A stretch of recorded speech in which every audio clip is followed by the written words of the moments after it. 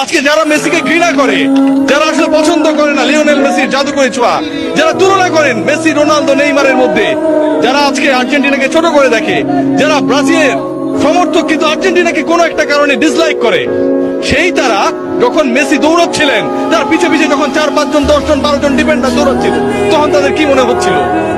পিছে পিছে দৌড়ায়, ধরতে পারে না, আগে পরে সামনে বিভিন্ন জায়গায় যায়, বল আটকাতে পারে না। এটাই হচ্ছে একজন ফুটবলারের সৌন্দর্য, লিওনেল মেসির সৌন্দর্য ও জায়গায়।